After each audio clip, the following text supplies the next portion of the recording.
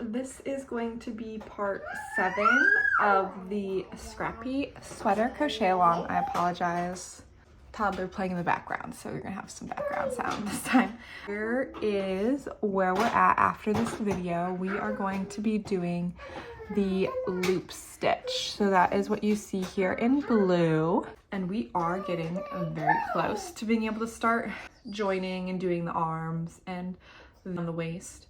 Again, all of these, you hear me say it in front of it at the beginning of every video, all of these tutorials are available on my YouTube. So we have the half double crochet foundation chain for the neckline to start, and then we have the seed stitch, the cross double crochet, pike stitch, griddle stitch, cluster V stitch, and now the loop stitch.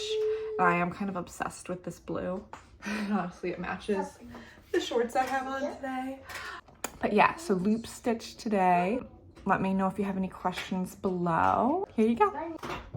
Okay, so just to review, we have the half double crochet foundation chain, the seed stitch, the cross double crochet, the pike, the griddle, and the cluster V stitch. All of these tutorials are on my YouTube channel if you need to review them and you're just joining us.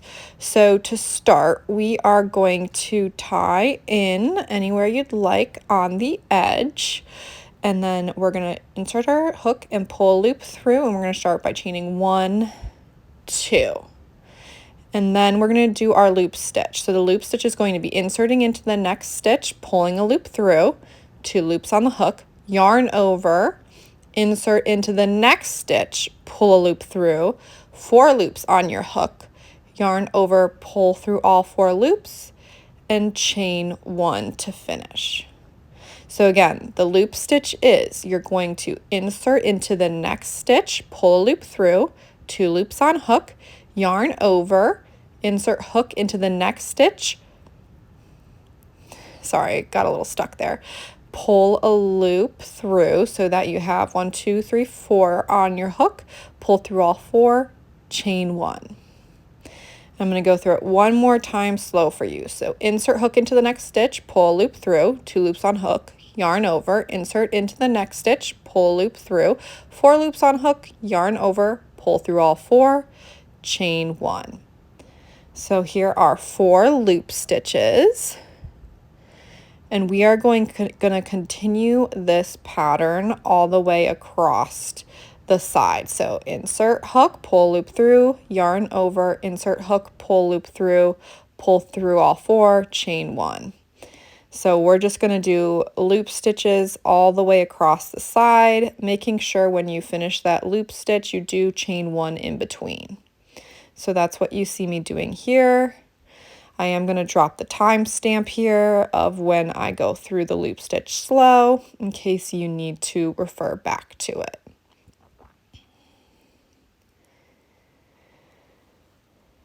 So here's what a couple more look like. And then again, we're going to repeat this all the way across the side, and then I'm going to meet you at the corner. So this is going to be corner variation number 1. I'm going to do one more loop stitch quickly before I get there. So insert hook, pull loop through, yarn over, insert hook into the next stitch, pull loop through, and then yarn over, pull through all 4, chain 1. It is important to note that I have one more stitch before my corner space. If you don't have a stitch, fast forward to this timestamp for the second variation. If you do have one more stitch, make sure to follow along with me. Okay, so we're going to do the loop stitch. So insert hook into the next stitch, pull loop through, yarn over, insert hook into the chain 3 space. You'll have 4 loops on your hook, pull through all 4, chain 1, 2, 3. After you chain 3, you're going to do one more loop stitch in that chain 3 corner space. So insert hook, pull a loop through, yarn over, insert hook, pull loop through, yarn over, pull through all 4, chain 1. And then you're just going to return to the loop stitch along the side. So insert hook, pull a loop through, yarn over, insert hook into the next stitch, pull loop through, pull through all 4, chain 1. Again, if you need to go through the loop stitch again slow, this is the important timestamp at the beginning where I do 3 really slow for you. make sure to go back and take a look at it. But this is the variation for the first corner when you have one stitch left. So I'm going to continue this along the side and then meet you at corner number 2. Okay, so corner number 2 is going to be the second variation because I have 2 stitches before my chain 3 space. So I'm going to do one more loop stitch. Again, here is the important timestamp if you need that slowed down. And then I don't have that extra stitch. So this is what you're going to do if you don't have that extra stitch. So you're going to do your loop stitch in the chain 3 space with a chain 1, 2, and then do another loop stitch in that same corner space. So the difference between the 2 variations is chaining 3 or chaining 2. And then you're always just going to go right back to the loop stitch along the sides. Again, here's the important timestamp for how to do the loop stitch, as well as corner 1 variation, and go back to corner 2 variation. So I'm just going to do this last loop stitch before I pull back and show you what it looks like so far. So we have 2 sides and 2 corners done. Again, there are 2 different variations depending on if you have 1 stitch or no stitches left before your chain 3 space. I am going to continue along this side as well as do my other 2 corners and then meet you at this join. But I do want to note right here, this is the important timestamp for corner variation 1, and this is the important timestamp for corner variation number 2. And I'm going to again meet you at the join. The join for this stitch is pretty easy, so I have 2 stitches left, so I'm just going to do one more loop stitch. So insert hook, pull loop through, yarn over, insert hook into the next stitch, pull loop through, pull through all 4, chain 1, and then I'm just going to insert my hook into that initial chain 2 space and do a slip stitch.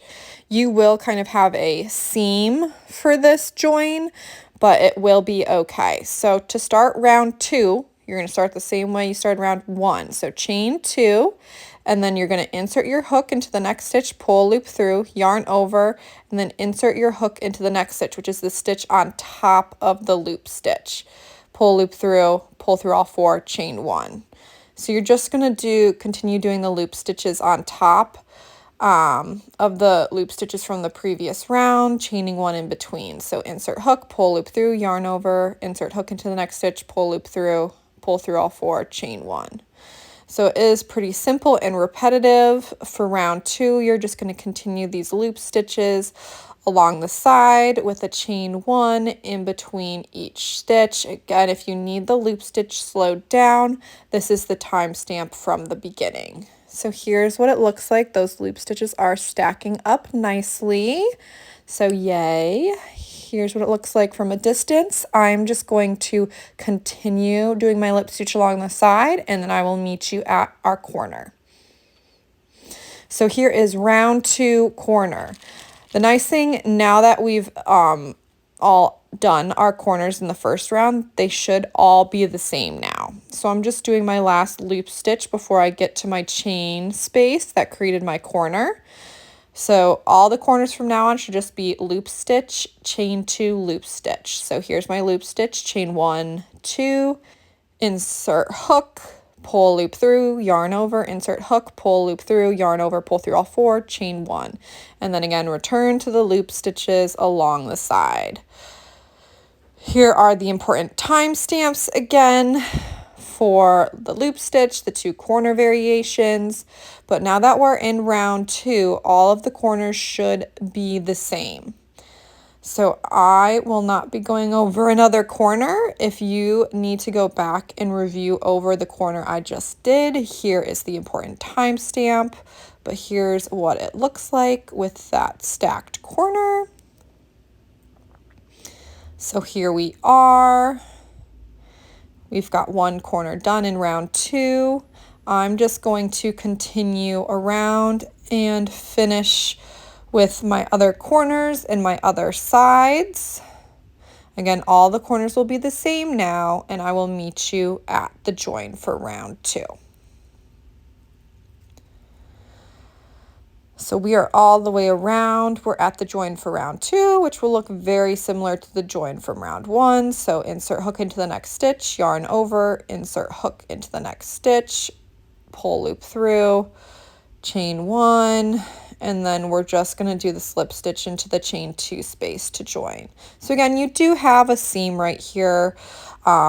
It's not super noticeable, so I'm not worried about it, but I could not figure out how to make it look seamless with the loop stitch. But I really like this stitch. It gives it some texture. It has a little bit of a puff to it.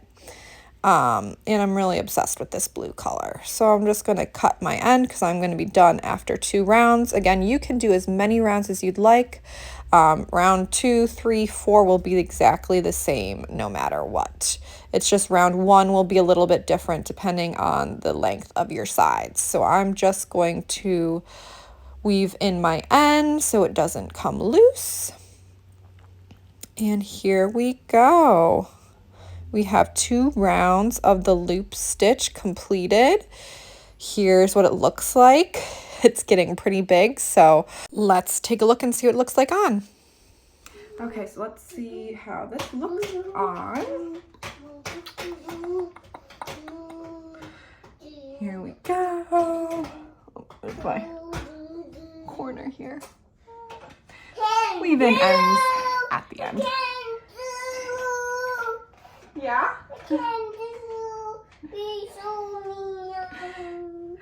So here we go. I've got a really bulky sweater on right now, so it's hard to see, but let me grab the back corner in this corner. So see, it's getting kind of close. If you're getting close to needing to join it, make sure to shoot me a message on Instagram because I can give you a little preview into how to do that if you don't know how to do that. I'm thinking one more stitch. I might just do multiple rounds of it so then we can join in the next part.